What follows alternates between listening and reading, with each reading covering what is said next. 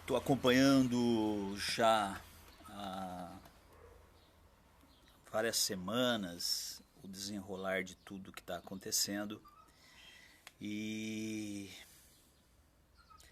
de certa maneira, não, não senti que eu deveria estar falando sobre, pelo menos gravando. Tem muita gente gravando, tem muita gente falando, fazendo lives, especialmente, né, gravando vídeos, comentando tudo que está rolando. É, há um, evidentemente, né, para quem tá mais bem informado, não daquilo que acontece na mídia, mas quem já vem lendo uma literatura específica sobre o tema, a pessoa já sabe, né, consegue perceber muitos elementos daquilo que está acontecendo. Uma epidemia viral, né, global, uma sequência de atitudes, de decisões governamentais que também, com pequenas variações, estão acontecendo de forma global, discussões, temas, debates que também estão acontecendo de maneira global, e tudo, né, de uma maneira ou de outra, conectado, né, uma coisa com a outra conectada. Eu não vou acompanhar aqui os comentários, não vou acompanhar os comentários porque eu enxergo insuficientemente, tá? Mas eu agradeço a participação de todo mundo, deixo seus comentários aqui na live, tá? Vai fazendo aí um debate paralelo, tudo bem também. O que eu quero dizer é que as coisas, o que está acontecendo não está acontecendo por um acaso, o que está acontecendo em função de uma agenda.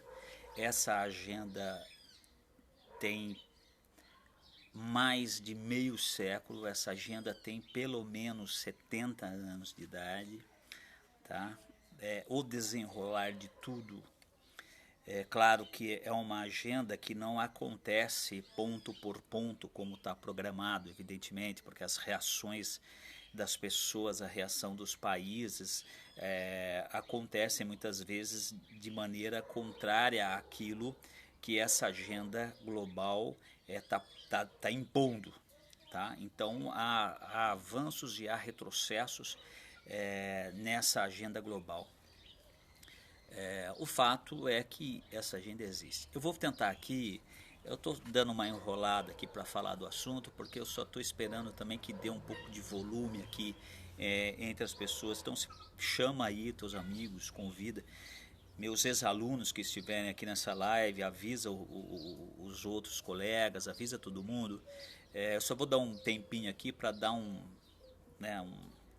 dar uma substancialidade de participação para que também a gente possa multiplicar essa fala. Em agosto do ano passado, eu fui convidado para dar uma palestra em Goiânia, na igreja, num projeto da Igreja Presbiteriana de Goiânia. Tá? E aquela palestra e aquele convite, né, eu jamais imaginaria que ela teria que seria tão profético, para usar um termo aqui de teor espiritual. Eu fui lá em Goiânia fazer essa palestra, e a palestra era justamente, a palestra que eu fiz lá era uma leitura a respeito do mundo atual, né? Olha só, a dona Raquel, minha esposa, passando aqui só para dar um oi aí, Raquel. É isso aí. E eu fiz a palestra lá, né? E a palestra era, tá, uma tentativa de explicar o mundo atual. Isso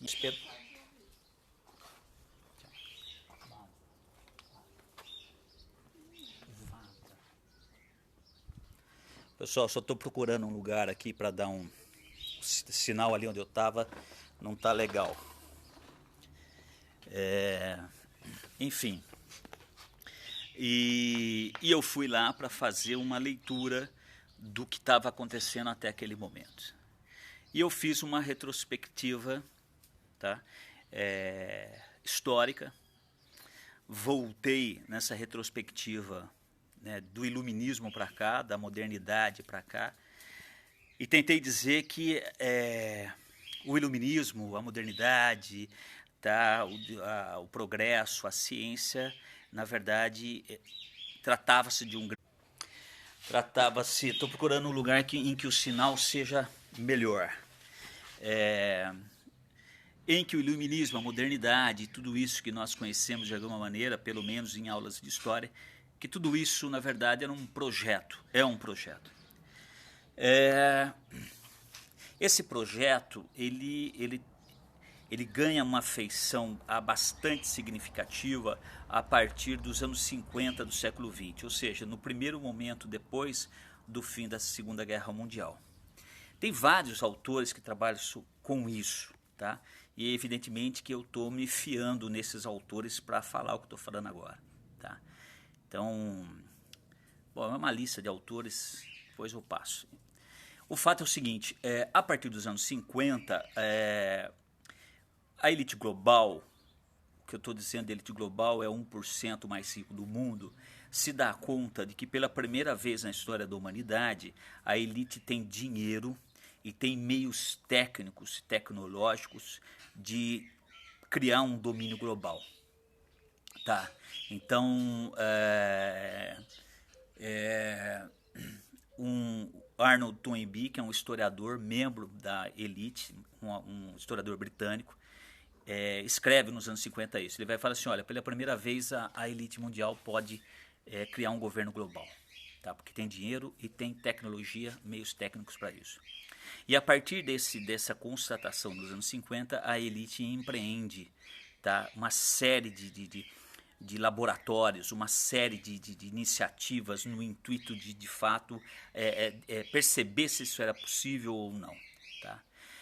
O primeiro exercício que foi feito, tá, foi em relação a um hábito que era muito comum, que era muito espraiado na sociedade, que era o hábito de fumar. Nos anos 50, 60, 70, fumar era algo absolutamente comum, né? As pessoas, especialmente os homens, começavam a fumar com 10 anos de idade, 11 anos de idade. Isso era visto de maneira muito positiva, inclusive. E o primeiro exercício que foi feito no sentido de testar essa possibilidade de um domínio global, de uma governança global, estava relacionada aos hábitos da população. Porque a pergunta que se fazia nos salões dessa elite global era, mas as pessoas aceitariam um governo global? Elas aceitariam um domínio? Mas como alguém lá no Brasil, no Peru, vai aceitar o governo de alguém aqui na Europa, aqui nos Estados Unidos? Como se daria isso? Tá? Porque os países são muito diferentes. O fato é que o primeiro exercício nesse sentido foi feito no próprio Estados Unidos. Né? Foram escolhidos 2 estados, primeiro um estado norte-americano, tá, em que foi proibido o uso do cigarro em espaços públicos. Ficou proibido com todo aquele discurso de fazer mal para a saúde, aquela coisa toda. E as pessoas reclamaram, etc., mas acabaram aceitando a proibição do cigarro. Os autores dessa pesquisa, desse laboratório, acharam muito estranho, resolveram fazer em outro estado norte-americano. A reação foi mais ou menos a mesma, as pessoas acharam ruim, etc. e tal, mas acabaram aceitando. Ou seja, nós estamos falando de um hábito populacional praticamente generalizado no mundo ocidental de fumar, que foi proibido num estado inteiro nos Estados Unidos, depois no outro, e nesses 2 casos as pessoas aceitaram parar de fumar. Os autores da pesquisa imaginaram que isso aí era alguma coisa muito estranha e que provavelmente em outros lugares, outros países, isso não aconteceria. Levaram essa pesquisa para o Chile. Tá? O Chile é o primeiro país da América Latina onde vai ser proibido o uso do cigarro em espaços públicos.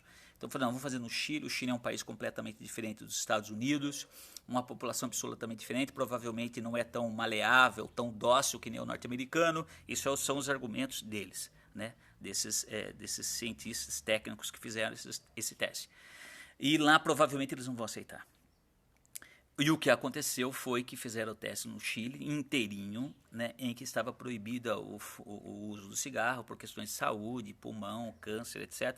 E no fim, o Chile, a população reclamou também, mas aceitou e de repente essa postura se espalhou pelo mundo ocidental inteiro. Praticamente hoje no mundo ocidental não existe nenhum país que permita o uso do cigarro em espaço público.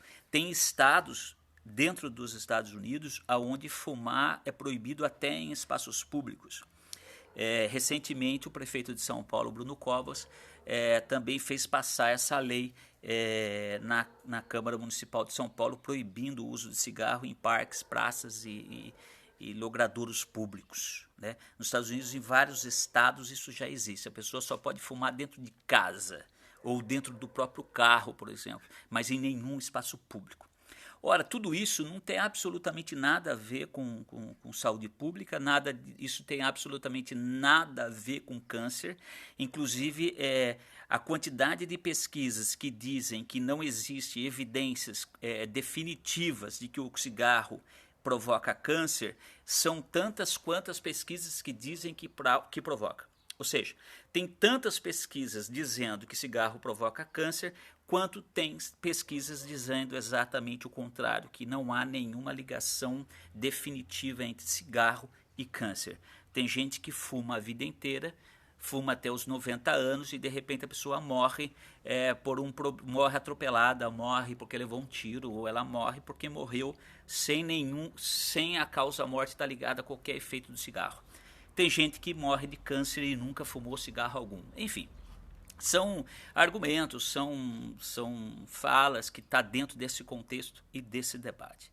Ora, o que está por detrás disso? O que está por detrás disso é, na verdade, a intenção dessas pesquisas, a intenção dessas proibições está relacionado ao controle populacional. Quer dizer, em que medida as pessoas são dóceis ou não, em que medida as pessoas aceitam ou não uma proibição tão forte. Tá? Porque se você chegar para uma criança de 3 anos e tirar o pirulito da boca dessa criança, provavelmente você vai ficar diante de um escândalo gigante. No entanto, tiraram o cigarro da boca da população ocidental sem que ela demonstrasse a mais remota reação. Tá? Isso foi absolutamente surpreendente a todos esses pesquisadores envolvidos com esse teste. Tá? E isso foi se alargando ao longo do tempo. E foi se alargando tanto com relação ao cigarro como em relação a muitas outras proibições. Ok? Deixa eu só... Alguém está... Só um momentinho, por favor.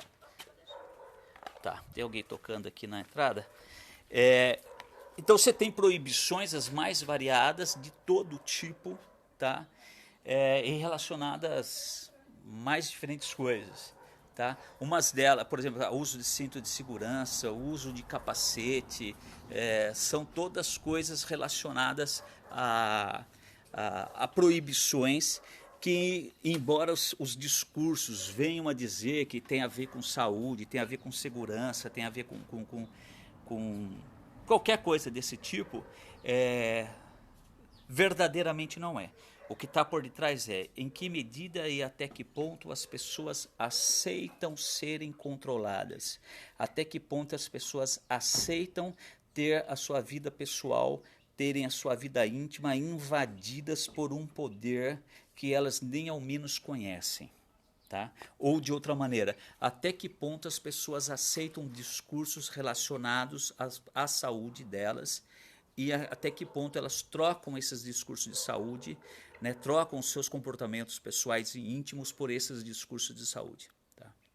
O fato é que a sociedade ocidental hoje é uma sociedade muito mais mansa, muito mais dócil a qualquer tipo de imposição do que ela era há 40, 50 anos atrás. E se há 40, 50 anos atrás ela aceitou, tá, que um hábito tão arraigado quanto o hábito de fumar fosse tirado dela, provavelmente hoje ela aceitaria dar muito mais do que isso. Tá? O fato é que nós chegamos nos dias de hoje, e os dias de hoje nós estamos no meio, no centro de um exercício laboratorial global. Tá? Ora, o que está colocado? Nós temos um vírus que está absolutamente longe de ter a agressividade ou o nível de contágio de outros tempos, tá? De outros tipos de vírus que a gente já conhece. No entanto, hoje, com relação a esse, nós estamos vendo uma atitude, seja governamental, seja discursiva, seja editorial de imprensa, diferente daquilo que a gente teve em outros tempos, tá? Em uma década atrás, por exemplo, tá bom? Ora, muito bem. Qual que é a questão? A questão é a seguinte: se você fala na construção de um governo global, você está falando então na imposição de um modus operandi que significa a retirada do modus operandi atual.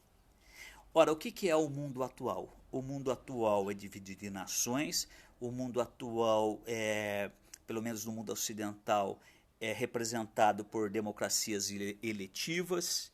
A religiosidade da maioria, ainda que de forma pasteurizada, é cristã, tá? Há uma série de traços culturais tradicionais que marcam a identidade do mundo ocidental. Quando nos anos 50 se levantou a questão de um controle global, a primeira discussão que foi colocada além dessa era de que como seria feito isso do ponto de vista objetivo. Do ponto de vista objetivo, ver se a população aceita. E do ponto de vista subjetivo, trocar aquilo que as pessoas acreditam por uma outra crença, por uma nova crença. No que as pessoas acreditavam na metade do século XX e acreditam de certa maneira até hoje. As pessoas acreditam em céu, acreditam em inferno, acreditam em Deus e acreditam que haja uma cosmologia cristã que as governa. Tá? Ora, isso precisaria ser substituído.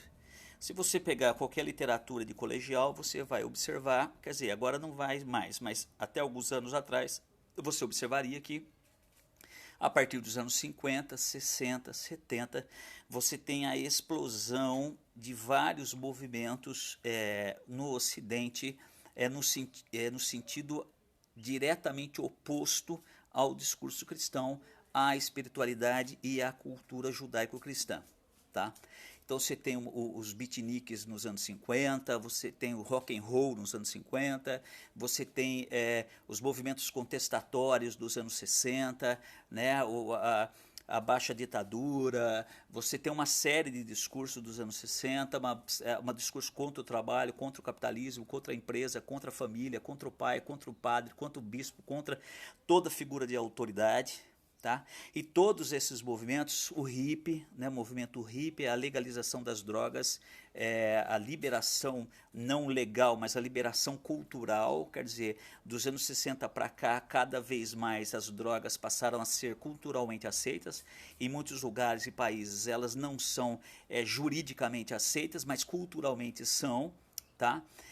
Você teve o espraiamento do uso de drogas pelo mundo todo, de certa maneira, inclusive tem um livro sensacional, chama Red Cocaine, tá, que fala de como aconteceu a inserção, a inoculação do consumo de drogas pesadas no mundo ocidental. Isso foi parte de um projeto, mas seria para uma outra live, para uma outra conversa. Tá? De qualquer maneira, hoje, dependentes químicos, usuários de drogas, pessoas que vivem tragédias pessoais e familiares gravíssimas em função do uso de drogas, é generalizado no mundo ocidental. Tá? Seja álcool ou seja drogas de qualquer outro tipo. Tá? nos anos 60 também, ou a partir dos anos 50, mas bastante forte nos anos 60 e depois, né, o espraiamento de um tipo de espiritualidade com base na espiritualidade oriental, especialmente espiritualidade indiana. Tá? Então você vai ver, né, o financiamento de uma série de gurus que vão ser trazidos para os Estados Unidos, especialmente, fazendo palestra, dando aula, né, participando do show business americano no sentido de expor a espiritualidade oriental, né, e as suas vantagens, e a sua libertação, e parará, parará, parará, parará. Tudo isso é parte, tem como conjunto, tudo isso significa, na verdade, as pessoas sendo levadas a adotarem comportamentos, crenças, atitudes que fossem diferentes, que fossem avessas àquelas que elas estavam habituadas até a Segunda Guerra. Porque o que acontece? Até a Segunda Guerra Mundial, ou de certa maneira até a Primeira e a Segunda, você tem um mundo que traz como característica predominante a cultura do século XIX. Ele traz uma carga cultural do século XIX, de trabalho, de família, a autoridade do pai, da família, o discurso religioso com uma autoridade acentuadamente poderosa sobre o comportamento das pessoas, da família e do indivíduo. A Segunda Guerra Mundial, ela provoca um cataclisma emocional, ela provoca um cataclisma psíquico, tá, e cultural no mundo todo. Ou seja, a Segunda Guerra Mundial deixa as pessoas absolutamente estupefatas diante daquela tragédia que foi de uma enormidade sem par, sem igual, né? Quer dizer, um número e uma quantidade de mortos realizada de uma forma que inimaginável. Então a Segunda Guerra Mundial ela praticamente ela destrói, né, a crença ingênua ou a crença sincera naquela gama de valores que as pessoas carregavam até a Segunda Guerra Mundial. Ou seja, quando a gente fala desses movimentos que eu estou falando para você, beatnik, rock and roll, hip, 68, todos esses movimentos, eles vão navegar ou vão surfar numa onda muito favorável, porque a Segunda Guerra destrói toda a segurança que as pessoas tinham a respeito da vida que elas levavam. Ou seja, a gente acredita em tudo isso, a gente leva tudo isso a sério e de repente explode uma guerra desse tipo, morre milhões e milhões e milhões de pessoas. Ou seja, dá para continuar acreditando nisso? Né? Então, esses movimentos todos esses movimentos financiados, todos esses movimentos diretamente produzidos no sentido de justamente criarem o que eles criaram, ainda que não se pudesse ter certeza a respeito dos resultados, mas o fato concreto é que a gente chega na virada do século XX para o século XXI numa sociedade profundamente urbanizada, profundamente individualista, profundamente consumista, descrente na maior parte dos casos, e mesmo aquelas pessoas que são crentes, mesmo aquelas pessoas que professam uma fé, elas professam uma fé de tipo pasteurizado, quer dizer, elas acreditam, mas não acreditam. Elas acreditam, né? Mas tem um plano de saúde. Eu acredito, mas mantenho meu dinheiro no banco, né? Eu acredito, mas eu acredito não acreditando. Não é? Então esse é o tipo de cultura predominante no mundo ocidental hoje. Então a gente passa por uma segunda etapa desse controle global. A gente passa por uma segunda etapa desse controle global. E por que essa coisa toda ela ganhou velocidade de repente? Quer dizer, de repente a gente entra no ano 2020 e de repente tudo isso se acelera de forma extraordinária. Quer dizer, até o final do ano passado, 2019, parecia que era uma virada de ano como outro qualquer, a gente estava numa expectativa positiva desse ano, mas de repente esse ano ganha caras completamente novas. Tá? Isso não é sem razão. Tá? Por quê? Porque a eleição do Donald Trump nos Estados Unidos, a saída da Inglaterra do Brexit, né, ou o Brexit, né, a saída da Inglaterra da União Europeia na Europa, isso estava precipitando movimentos de tipo regressista, isso estava precipitando movimentos conservadores. Quer dizer, o Donald Trump traz uma agenda conservadora para os Estados Unidos, não no sentido dos costumes, não no sentido de posturas morais, isso também, mas isso aí era mais a espuma. O que o Trump estava dizendo é: vamos voltar para a década de 40, vamos voltar para uns Estados Unidos que são donos de si mesmos, um Estados Unidos poderoso. Esse discurso do Trump é um discurso absolutamente regressista em relação à agenda global, em relação à agenda de controle global. Tá. No Brasil vai acontecer a mesma coisa, quer dizer, se tem a eleição de uma figura, de um outsider, que é o Bolsonaro, mas que trazia uma fala, que trazia um discurso conservador, um discurso moralmente bastante enraizado numa cultura que no Brasil ainda é muito forte, quer dizer, uma cultura de interior, porque o cosmopolita no Brasil é São Paulo e Rio de Janeiro, 2 ou 3 ruas de São Paulo e meia dúzia de gente no Rio de Janeiro que são cosmopolitas. O resto do Brasil é todo interior e, embora seja interiorano, embora tenha uma carga religiosa muito poderosa, evidentemente está mergulhado também nessa cultura pós-moderna, pasteurizada e urbana que todo mundo vive, tá? O fato é que a eleição do Trump, a eleição do Bolsonaro, e agora esse ano é o ano de reeleição do Donald Trump, quer dizer, vai ter uma nova eleição dos Estados Unidos, tá? Uma reeleição que, segundo né, aquilo que é possível enxergar daqui, é uma reeleição segura, né? É muito fácil, forte a possibilidade do Trump vir a ser eleito novamente. Isso significou uma precipitação da agenda, isso significou um aceleramento da agenda, tá? E essa agenda, que tem em muitas das suas faces elementos que são pré-determinados, outros não. O que é o vírus? O vírus se a gente soltar esse vírus, as pessoas aceitarão fazer aquilo que nós queremos que elas façam? Aconteceu essa reunião? Provavelmente essa reunião não aconteceu, não com esses termos e não da maneira que eu estou falando para você agora. Mas esse vírus é parte de uma guerra global biológica. Esse vírus, segundo muitos já informam, foi produzido em laboratório. Tá?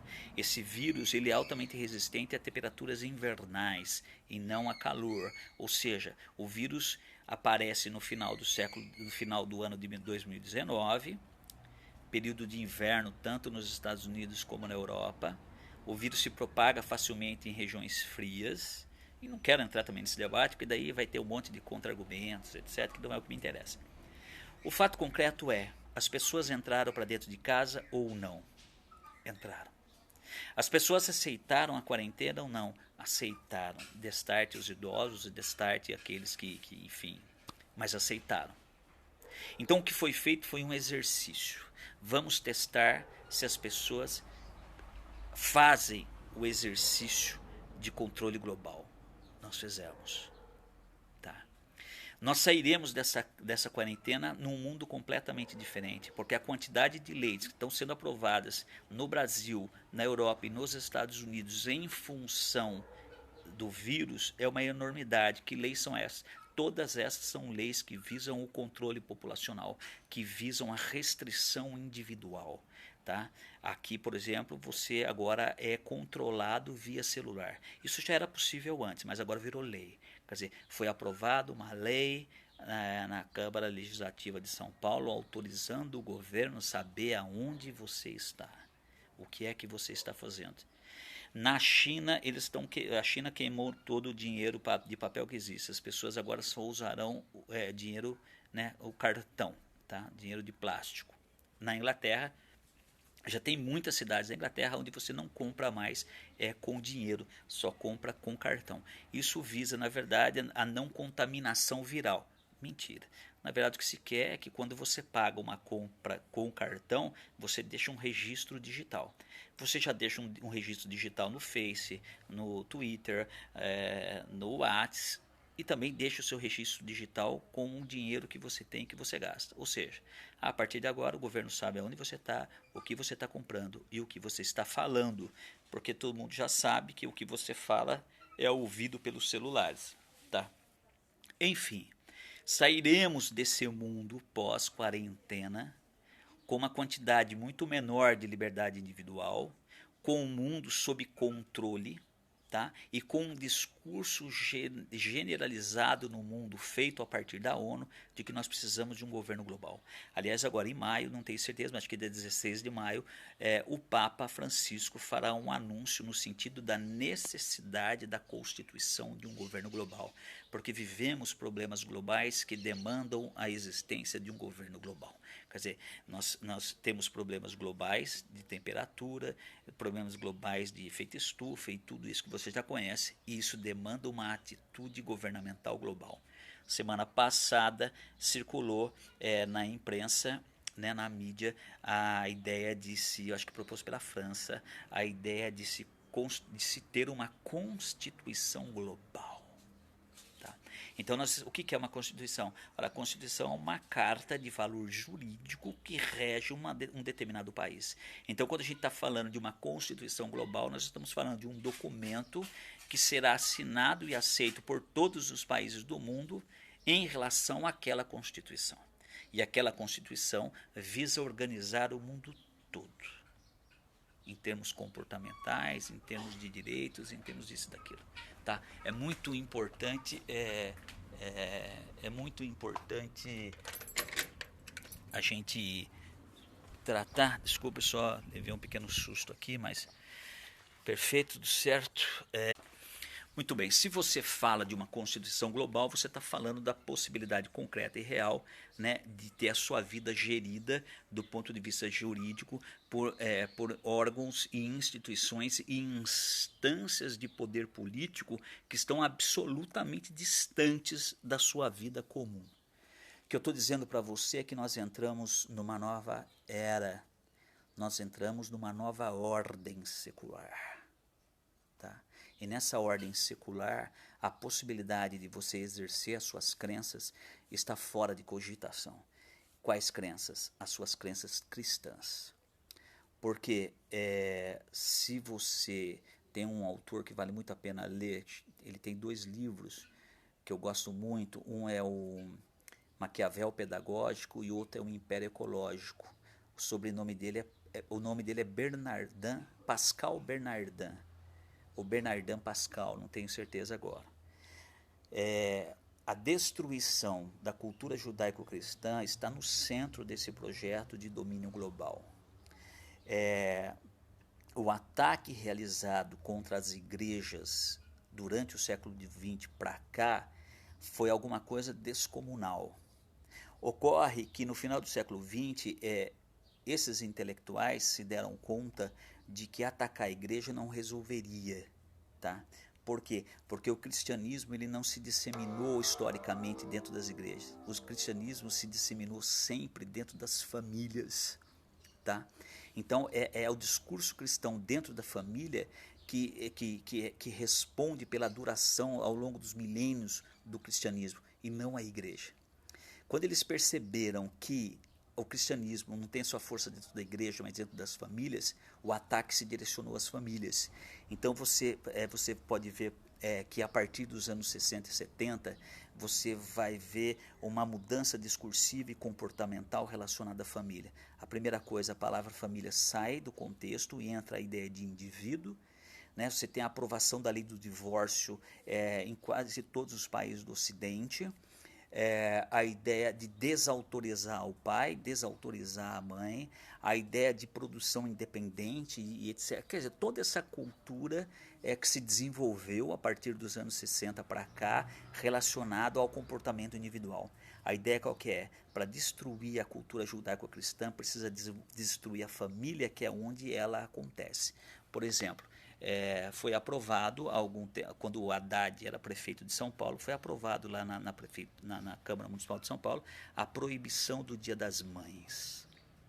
Por quê? Porque tem aluno que não tem mãe. Tem uns 4 alunos lá que não tinha mãe, daí eles falaram assim, não, tem que proibir o Dia das Mães. É o dia da família, né? Ou seja, você dilui nesse segundo momento. No primeiro momento é o indivíduo contra a família. Agora é a família contra um pai que não existe, contra uma mãe que não existe, porque já foi destruído de certa maneira.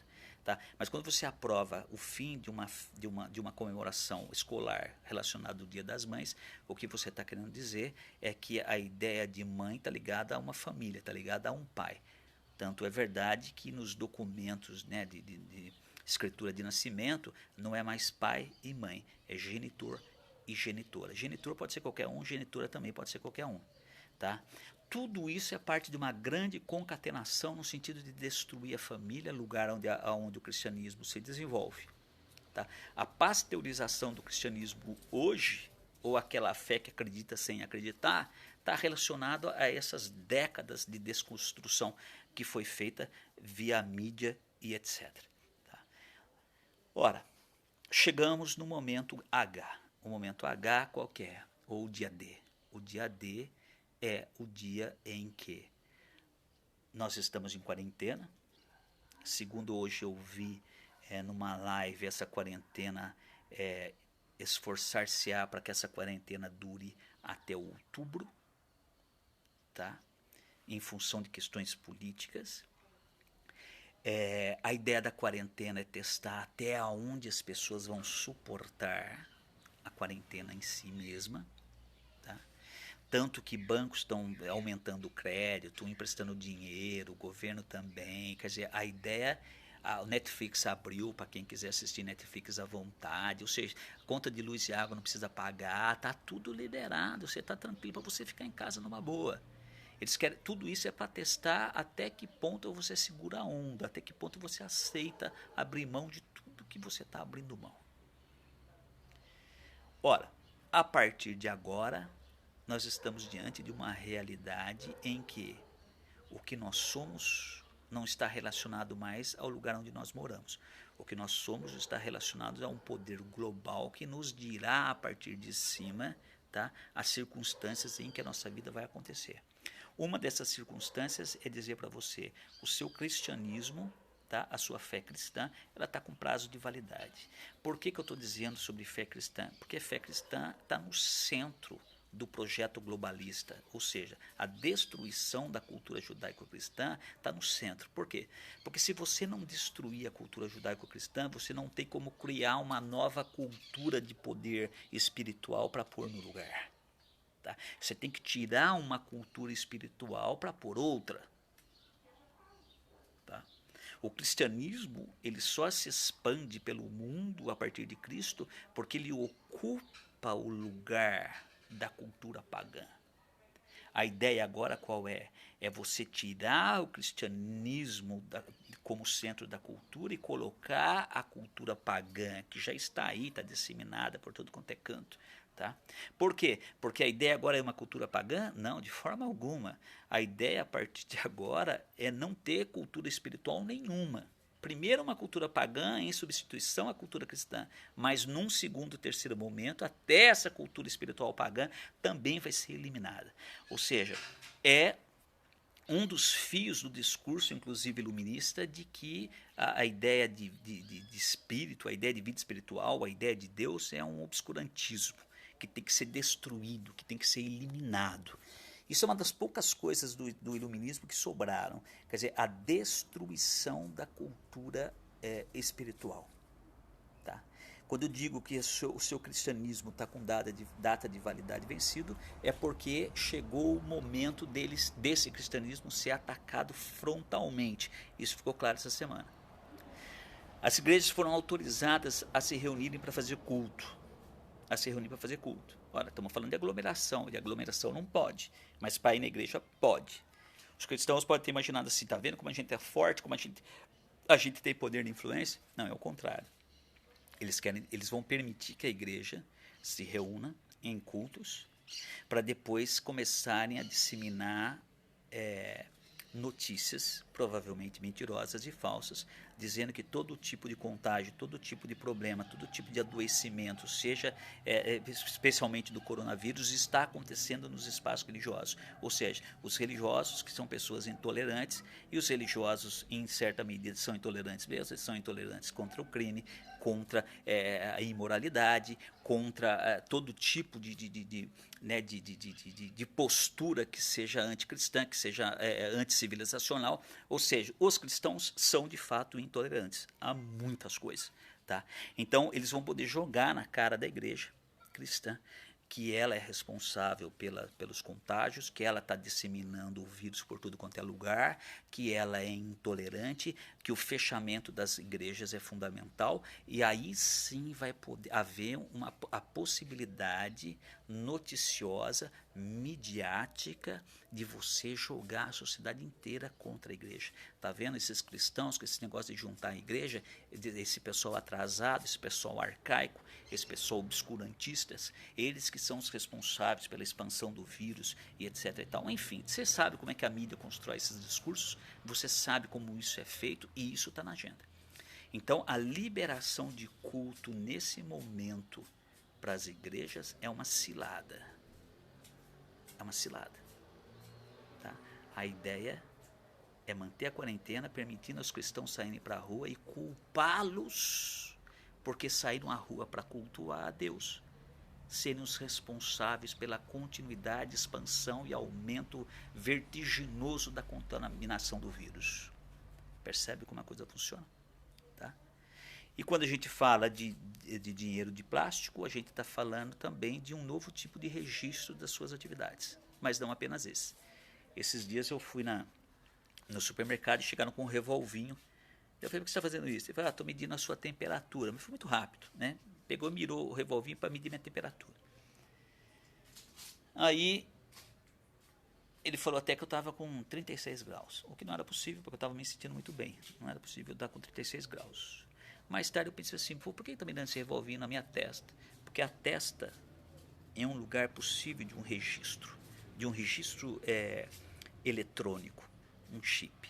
Eu posso ter um chip na testa como forma de facilitar a minha vida bancária, facilitar a minha vida como consumidor, facilitar a minha vida. Eu vou entrar num prédio, por exemplo, o sistema de segurança do prédio, né, lê o chip que está na minha cabeça, na minha testa, e me autoriza, pode subir, porque é um cara do bem, ele é tal figura, é o Luciano Alvarenga, mora em tal lugar, enfim. Tá? Então, esse revolvinho é só para você entender, para você já assimilar que tem coisa nova vindo. Tá? E tem. Ok?